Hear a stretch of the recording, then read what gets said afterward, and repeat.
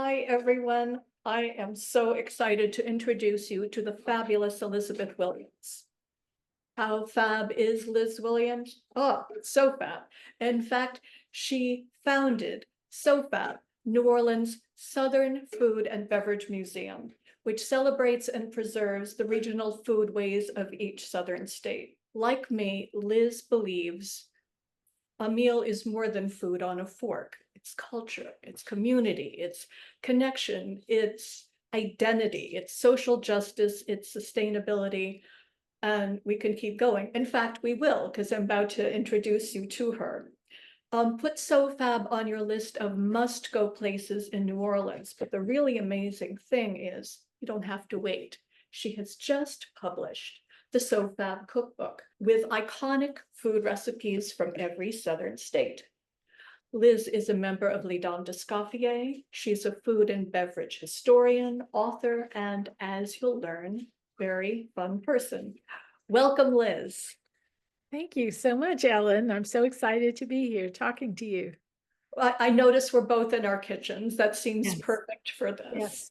Your kitchen is so very nicely clean, and mine is a chaos. Well, from chaos comes wonderful things. I really Oh, believe this. And I believe on the other side of me, not so tidy. I feel like our kitchens are our laboratories. Yeah. And in fact, I have just fermented some okra. Oh, cool. Yeah. My husband says it's like an apothecary in here. There's always something bubbling away. Yes, yes. Okay, so I have questions for you. Okay.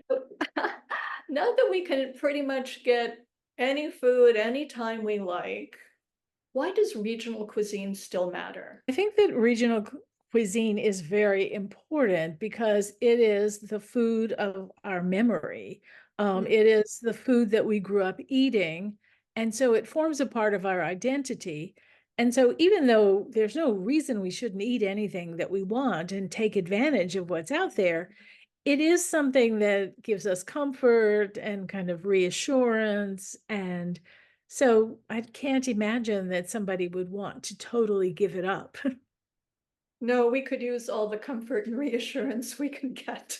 Exactly. You write, this is more about food as prepared and shared in the home rather than like in New Orleans' hottest restaurants. What's uniquely Southern about Southern cooking? So I believe that because most of the South was rural, people grew up eating fresh things from gardens. And so I think that's a really important thing. If you grew up in a city where that wasn't possible, it might not be part of your process or part of what you grew up eating. I don't think that people ate things that were canned unless it was their family that canned it. Mhm. Um, I think there was a lot of that, putting things by for the winter or whatever. But it was always so much better tasting if you had canned it than it was if you had bought it off the grocery shelf. So Mhm. I think there was a whole lot of that. And there's too many things about why the South is the South. It is also regional, so it's not this monolith. If you're on the coast, you're eating fish more than if you're in Kentucky or someplace like that. So there are differences, but I believe that having fresh food that is prepared for you is something that is really important. Tell me, if you can, about when you look at a recipe, you in particular, you're reading it and you're decoding it. It can tell us a lot about place and culture, like even your head note on something as simple as sweet tea. Well, I believe that we all we all have our predilections that are based on place. My personal predilection, of course, with regard to sweet tea, is that it shouldn't be.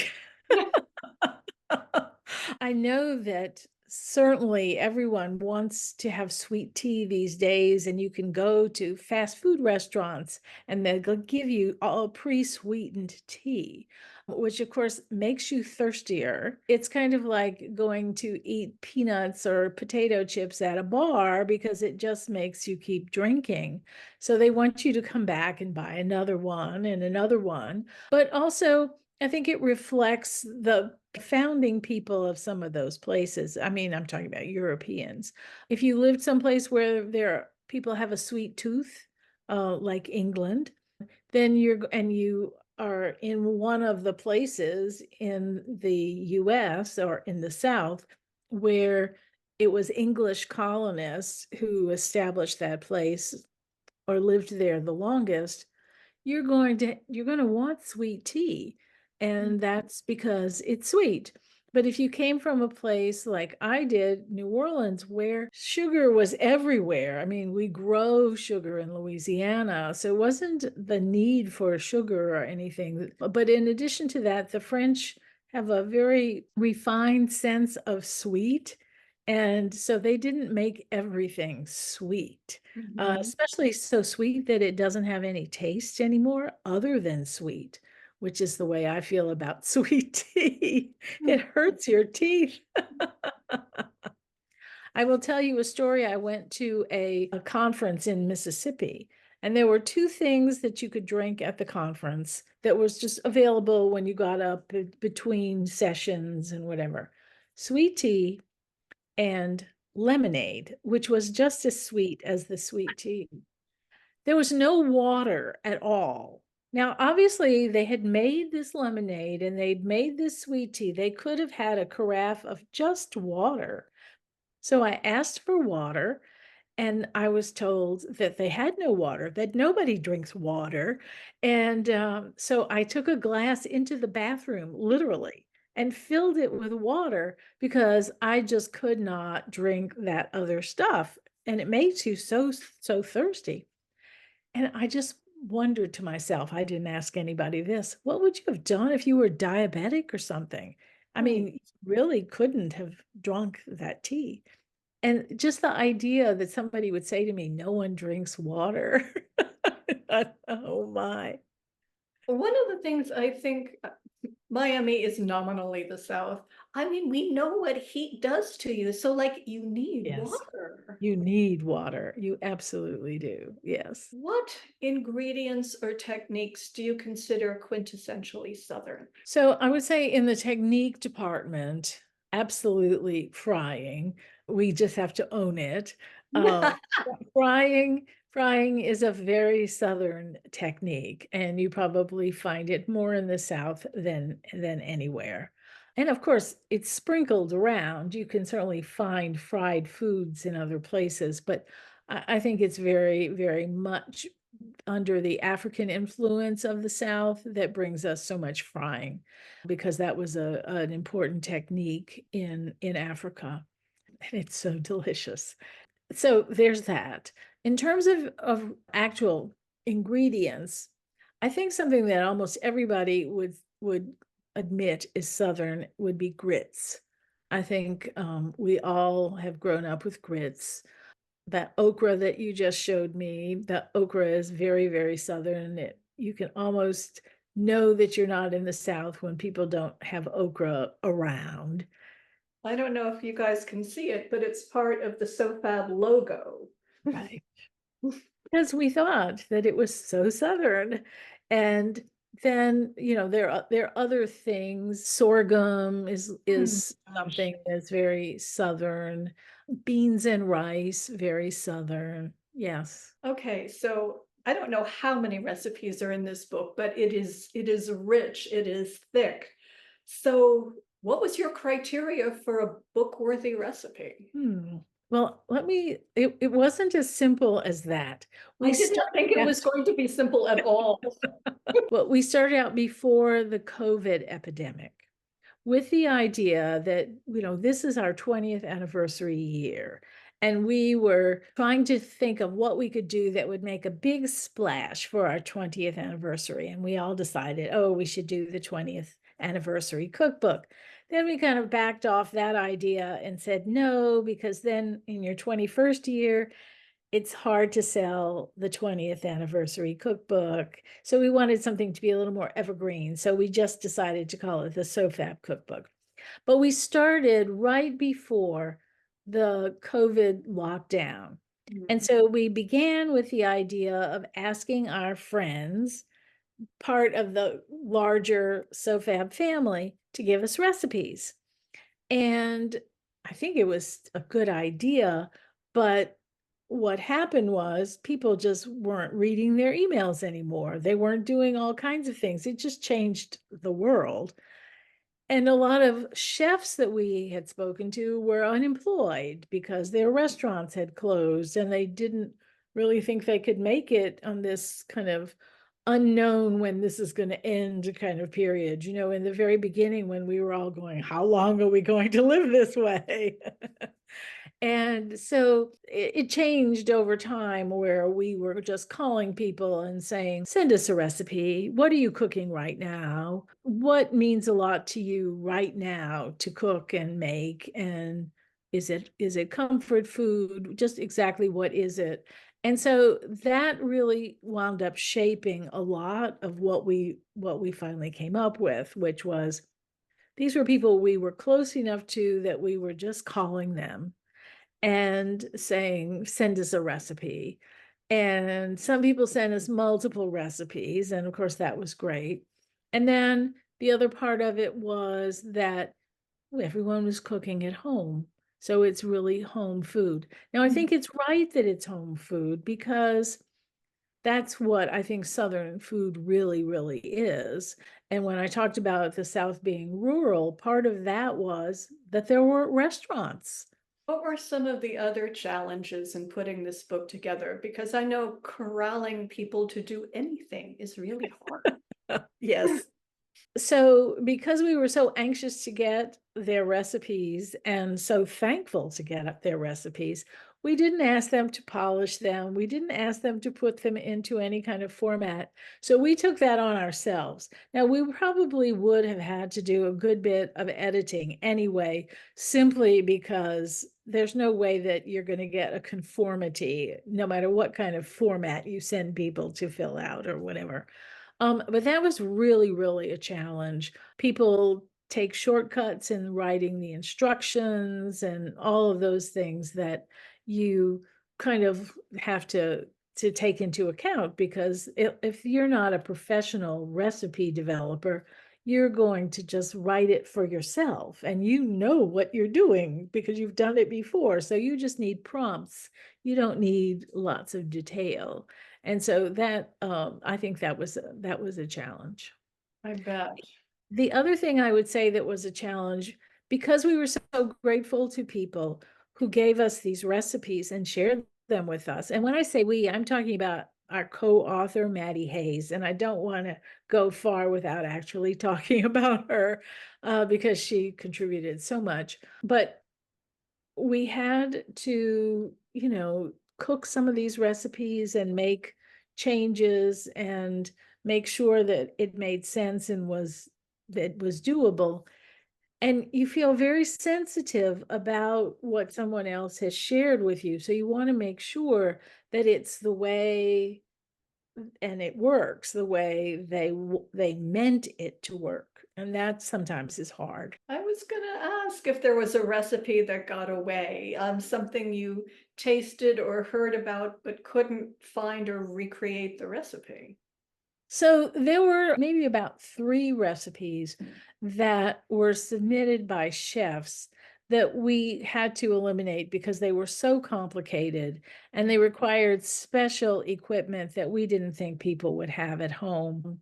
We did eliminate those. What recipes in the cookbook were new or unfamiliar to you before?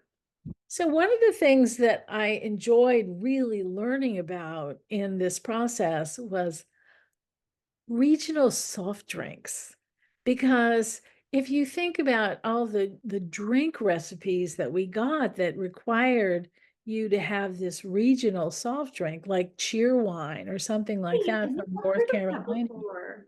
Cheer wine is a North Carolina product, I mean, the closest soft drink that's kind of a national soft drink that I think you might compare it to is Dr. Pepper, but it definitely does not taste like Dr. Pepper. But there's a kind of fruitiness to Dr. Pepper, and Mhm. Cheerwine has a fruitiness to it. You have had the museum for over 20 years now, and you just kind of created it out of thin air and a need. How have you seen America's food culture change over the years? You know how they talk about people being born into the right time, that Mm. they just kind of fit in? Well, this museum was born into the right time. I think if I had started it 5 years earlier, it would have been too early. And somehow or other, that just didn't happen. It was right. And so as the country was watching the Food Network, and we were watching all kinds of changes in attitudes about food and its importance, and people wanting to know how to do things and everything, this museum began to really blossom because people were interested in it. They were already interested in food. And in the very beginning, when I started to tell people I'm going to open a food museum, I mean, they were just like, what is that? Who is going to come to that? Uh, I was fortunate in that when we started it, it just it just was the right time. And so we've kind of ridden that wave. Well, I So want to circle back to something you said. Tell me about working with Maddie. How do you know her? How did she contribute to the book? So Maddie was an employee of SoFab at the time. She she began to work on it, sort of part-time. It was just like assigned to her kind of thing. But then she left SoFab to go to school. And she went to school in Italy, and it was like a culinary program. And then she continued to work on it even when she came back. And so instead of being one of those things that you would acknowledge in your preface or something or introduction, it became really, really important that, she was an equal uh, participant in this, and not just doing it because it was her job. As someone who has preserved culinary traditions, you were talking about how our interest in food or our connection to it has changed. How would you describe where we are culinarily today, and is it good? Well, I think it's partially good, and there are partial areas for improvement necessary. So I think the idea that food is important culturally is a firmly established idea. And because of that, I think we are better off, because when you think about it, and one of the things that prompted me to start the museum was that there was no place that you could go and look at dishes or look at packaging or anything like that that reflected the everyday person. People want to know about food, but they still don't want to cook it. It took something like the pandemic to make people have to cook at home or have no food, especially if they were in a place where there weren't a lot of restaurants doing takeout or anything like that. And it brought people back to home cooking and the table. But let's face it, gone are the days of the cooking shows where somebody actually teaches you how to cook. Now it's like contests and It's um, food as entertainment, not exactly, that's exactly right. It's food as entertainment. And that, I mean, I think some of that goes with the idea of it being a cultural value and all of that, but it it isn't something that I think honors the time and the care and the love that goes into home cooking. And so that's the thing that I'm disappointed in. But I am very happy that people recognize its importance. how does your work at SoFab and now the book inform how you cook and eat? I'm much more interested in making everything, Mm. making my own mayonnaise, making my own ketchup, all of that sort of thing. And there was a time when I never would have thought about doing that, but now I think it's very important. Also, for your own health, it's important because of the preservatives and other things that you find in highly processed food. Also makes me curious when I eat at someone else's home. I used to go and enjoy it, and it was always fun. And now, though, I want to know more about how this dish fits into their life. Is this something your mother made for you, or is this something that you made up, or why is this something that you chose to cook? And so, I probably would never have asked those questions before. How did you learn to cook? I learned to cook from my grandmother mostly. I'm half Sicilian. I Oh, wrote a book called Nana's Creole Italian Table and kind of tell this story. She was one of those people that didn't care if you made a mess. My mother cared. She didn't want you to cook with her because you were going to make a mess. You're going to make it take twice as long. And she had a meal to put on the table. But my grandmother, for her, it was a process. And so she would always give me some little task that was manageable, and I felt like I was doing something. But if it was a mess, she didn't care. And my grandmother, was one of those people that is just has the most gifted palate. She could mm. go eat anywhere and absolutely duplicate it. She knew every spice. And I think part of that was from being from Sicily. Sicily has such a rich culture, so many different people there, that, she was familiar, even though I don't think her family was wealthy or anything. Her father was a butcher. My great grandfather was a butcher. So she did have access to food, maybe in ways that other people who were hungry might not have. But it was, she knew about spices. She knew about other countries and other peoples and what they ate.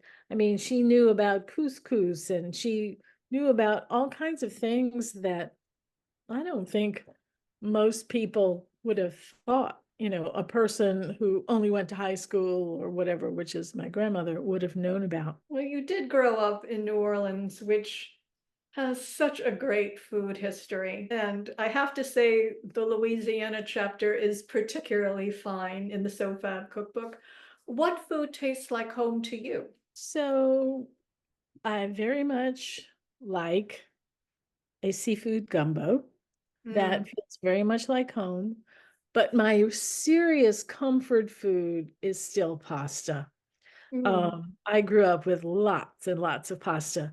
My father, who was not from New Orleans, but was from North Louisiana and was very much a farmer kind of person, he grew up eating rice all the time because that's what you ate in Louisiana. And of course, my mother's starch of choice was pasta. My father's starch of choice was rice, but she was cooking, therefore, we had a lot of pasta.